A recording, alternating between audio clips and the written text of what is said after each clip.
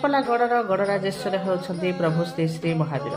ପ୍ରଭୁ ତୁମ୍ଭ ପାଦ ଯୁଗଳରେ ମୋର ଶତକୋଟି ପ୍ରଣାମ। ପ୍ରଭୁ ତୁମ ବିଷୟରେ ଲେଖିବାରେ ମୋର ଯଦି କିଛି ଦୋଷ ତ୍ରୁଟି ଥାଏ ତେବେ ମୋର ଦୋଷାଦୋଷ ମାର୍ଜନା କରିବା ହେବେ। କିମ୍ବଦନ୍ତୀ ରହିଛି, ରାଜା ପଦ୍ମନାଭ ଭଞ୍ଜଦେବଙ୍କୁ ସ୍ୱପ୍ନାଦେଶ ହେଲା କି ରାଜ୍ୟର ଉତ୍ତର ଦିଗରେ ବରଦାୟିନୀ ପାହାଡ଼ରେ ମହାବୀରଙ୍କ ପ୍ରତିମା ଅଛି।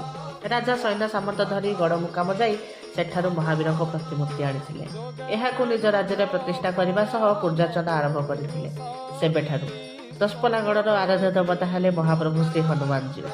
ସେହିଭଳି ପୁଣି ସ୍ୱପ୍ନାଦେଶ ହେଲା ରାଜାଙ୍କୁ ଶ୍ରୀରାମଙ୍କ ପ୍ରତିମୂର୍ତ୍ତି ଆଣି ହନୁମାନଜୀଉଙ୍କ ନିକଟରେ ସ୍ଥାପନା କରିବା ପାଇଁ।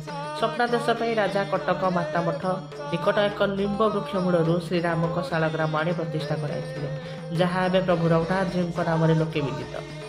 1757 ମସିହାରେ ଦଶପଲ୍ଲାର ଅଷ୍ଟମ ରାଜା ତ୍ରିଲୋଚନ ଭଞ୍ଜଦେବଙ୍କ ସମୟରେ ବିକ୍ରମ ଭଣତିରେ ରାମାୟଣ ପଠନ କରାଗଲା।